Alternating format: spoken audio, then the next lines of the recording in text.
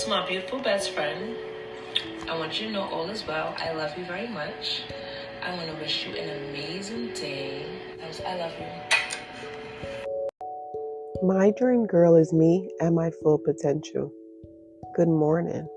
This is episode 2, and I'm your host, Sadia Dior. I want to recap.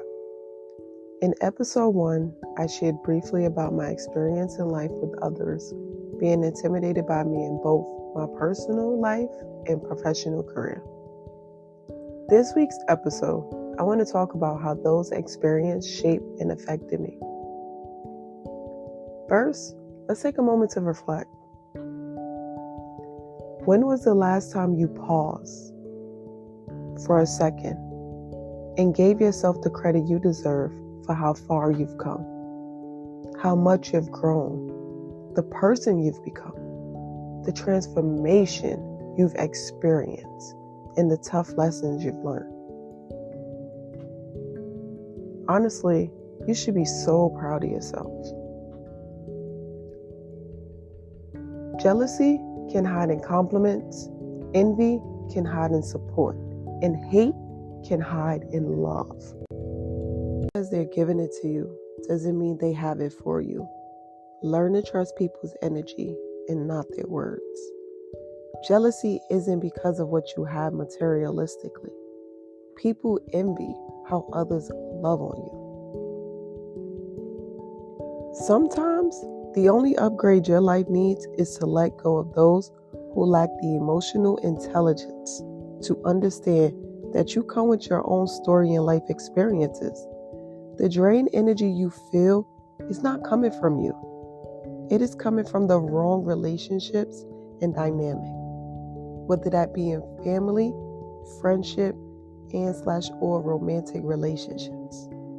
Some people will consistently lead you astray, away from your true purpose, for as long as you allow them to be. Make the habit of protecting your energy at all costs, because it's expensive. So I want to give you guys some life experiences and examples of when I dealt with all the wrong people in my life instantly or over time became chaotic to the point where I lost myself.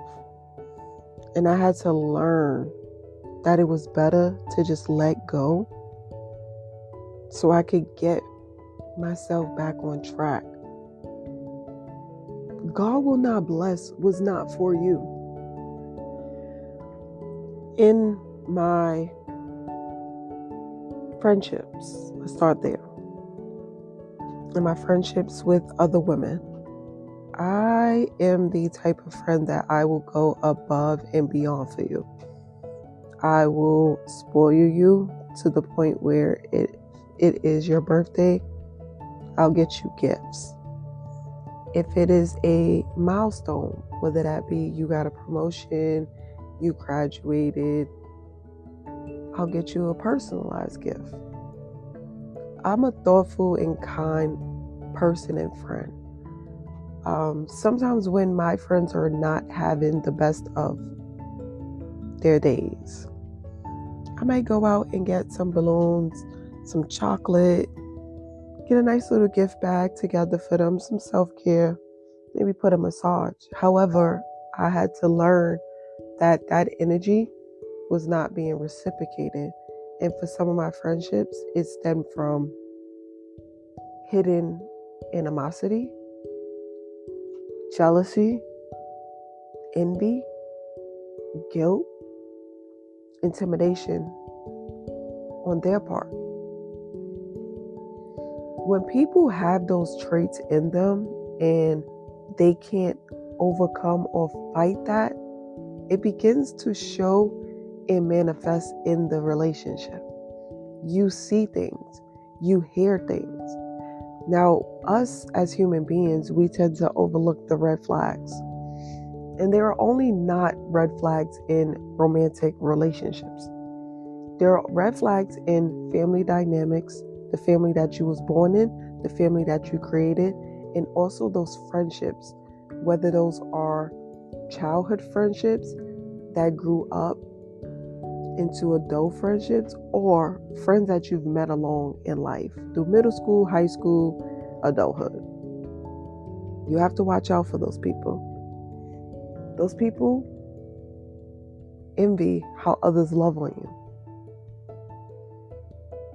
I never understood why my close circle at times in my early 20s, I'm in my late 30s now, would not promote my events, would not promote my successes, would not attend my events, would not even support like a simple repost of me selling lashes, being a makeup artist. Now I am a beauty influencer and social worker, so I create a lot of content around beauty influencer. I don't get that much repost from my inner circle. I get a lot of it from outside. People I've never met before. However, they love on me on social media. They've seen over the years of me influencing and being a promoter and things like that, of how transparent and vulnerable I am of my life story. I recently just had an unfortunate experience with one of my childhood friends where we went on a podcast and there was mention of a rating, and I gave myself a high rating because I have high self-esteem. I truly feel that all of us should have high self-esteem. When you look in the mirror, you should love what you see. Yeah, there are things that we would like to change about ourselves. However, God made you who you are. And you have to find something within yourself to love those parts of you. This manifests on that episode where I was verbally, I felt attacked by my friend. I did feel attacked by my friend, and that put a huge damper in the relationship. I don't know where we go from here. However, I have to protect my energy at all costs because I've been through a lot in my life, and I'm not willing to allow others to attack me because of their own insecurities or what they're going through. And a lot in life, what we go through in these dynamics of friendships and family, even romantic relationships, is what we call projection. Projecting is when you give off what you're going through, and instead of dealing with that, you put that onto those close around you. I'm not willing to be gaslit. I'm not willing to allow anyone to project onto me anymore. And I'm not going to tolerate being disrespected or my intelligence insulted. In my romantic relationships, I suffered a lot of loss and abuse at the hands of my romantic partners. I recall a time when I was 20 years old and I had just got out of high school. I just got final discharge from foster care and I got my own apartment in Far Rockaway, Queens. Very excited. I also was working at KFC as a manager, and I was so happy. I remember my first rent, it was $3.53. I'll never forget that. And minimum wage around that time had to be about probably like $9. So I definitely was capable of paying my rent. My daughter was around maybe 4 years old. I didn't have much responsibility or bills. I only had rent, maybe life insurance, things like that, food. But I didn't have a car note. I had a phone bill. So I was getting more than $1,200 a month as a 20-year-old woman. And this was so exciting. I got my apartment fully furnished. I was just on life. Like, I was just high on life. I was on cloud nine. And I remember there was this guy that came into KFC, and very charming, very kind. At first, we connected. So he would continue to come in when I closed as the store manager. And a part of closing the store is sweeping, mopping, cleaning the tables, things like that. He'll help me. And I thought that was so sweet. Like, oh, you're helping me clean the store and making sure that I'm safe.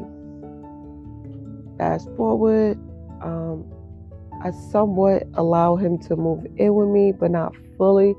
So we were spending a lot of time together when I wasn't working, and he was spending a lot of nights there. I can't really recall if he had a key to my apartment, but more than likely he did have a bottom key, not a top lock key. And then that's when the verbal abuse started. It started off verbal and emotional, and then it escalated to financial and physical.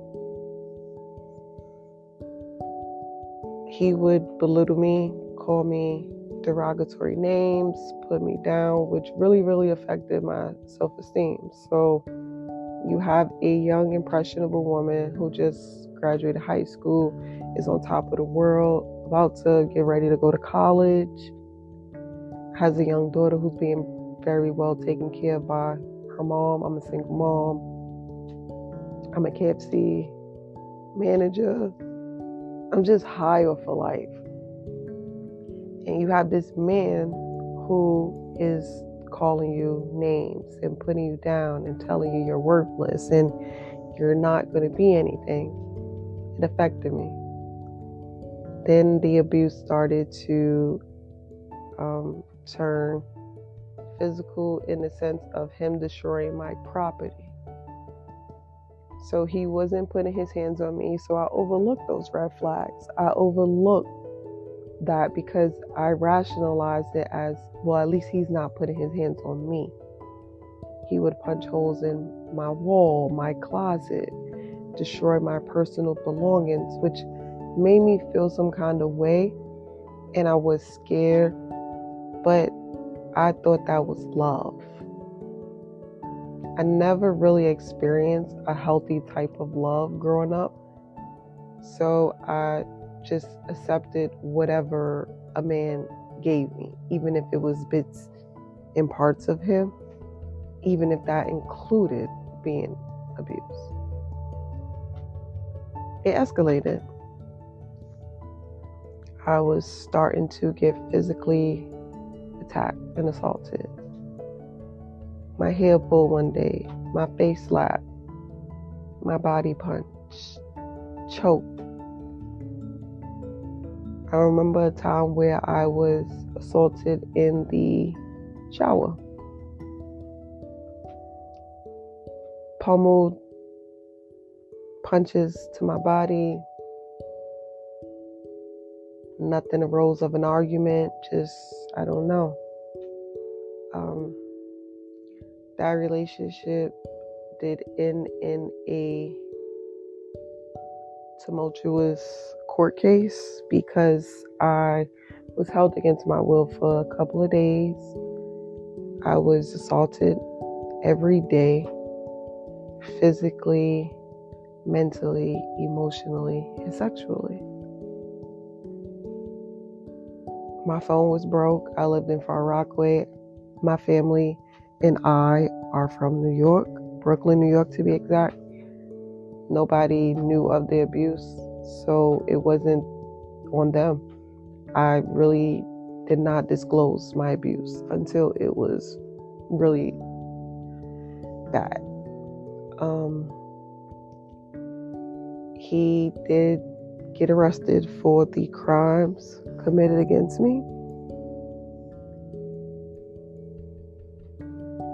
And I'm thankful to God that I did not have to go through a lengthy trial or have to appear in court because of the physical evidence that was against him.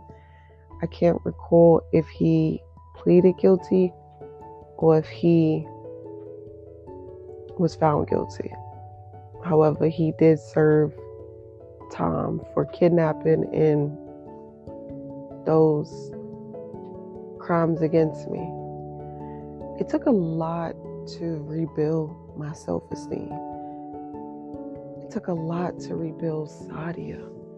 There were times where I was broken, and before I met this man, I'm excelling in life. I have this money, I have my job. Within months of meeting this man and engaging with him, I lose my job. I'm facing eviction. I'm losing weight. I am extremely broke. I don't have any savings. There were times where we would have to split. If you're from Brooklyn, you know a $2 challah from the Chinese restaurant, some chicken and rice, because that's all we could afford. Even my work search, I had to sometimes ask people to swipe a fare for me because I didn't have money to purchase a Metro card or even a single fare to go look for jobs. And I had to understand that God will not bless what's not for you. That man was not for me. Unfortunately, I continue to engage in these abusive relationships. I tend to call it dating the same person in different bodies. And that is what I did until even most recent with my last relationship. I dated the same man in different bodies for over a decade.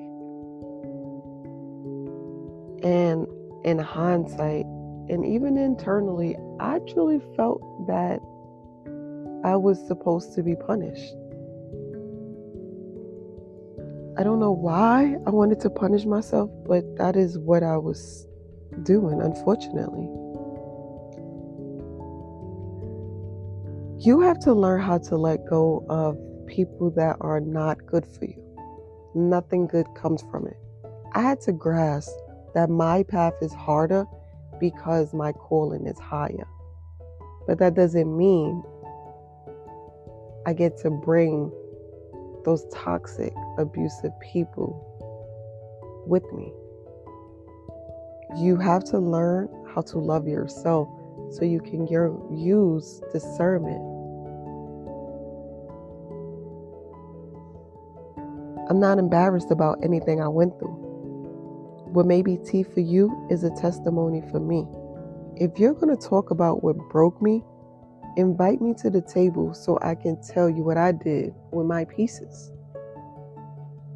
Someone asked me one day, because I've been in therapy for over 4 years, I had to recognize that I had a lot of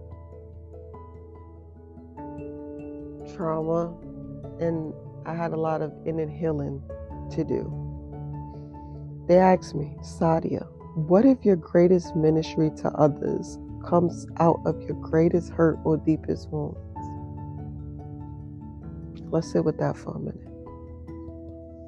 Someone asked me, Sadia, what if your greatest ministry to others comes out of your greatest hurt or deepest wounds?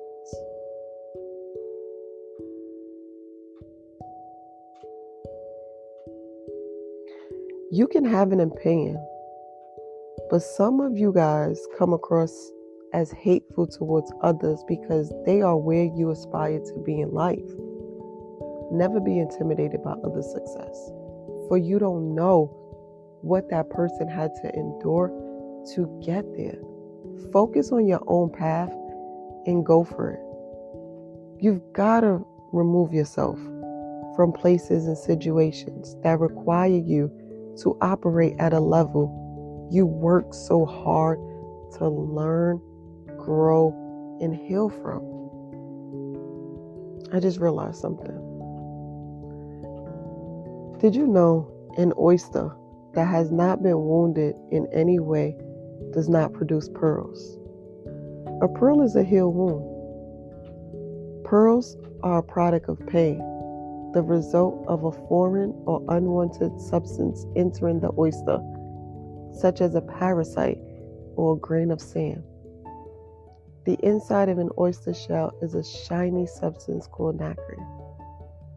When a grain of sand enters, the nacre cells go to work and cover the grain of sand with layers and more layers to protect the defenseless body from the oyster. As a result, a beautiful pearl is formed. The more pearls, the more valuable. God never allows pain without a purpose. The most important thing is getting to know yourself as a woman. Like really sitting down and spending time with yourself.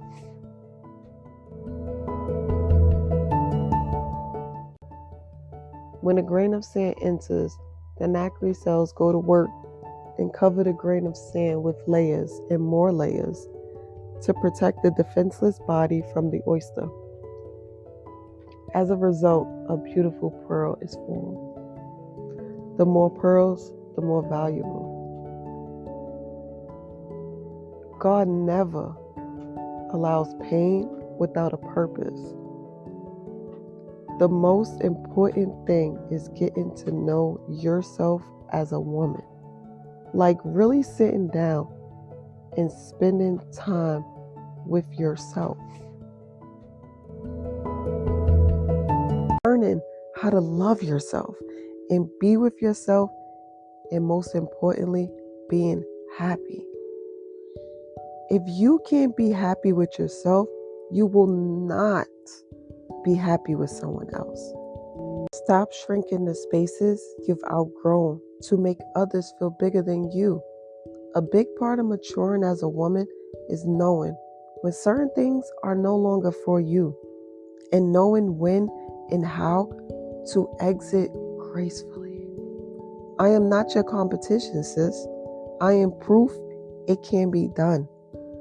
I am proof that all things in life are possible no matter the circumstances, and prepared to show up for this season. Sincerely yours.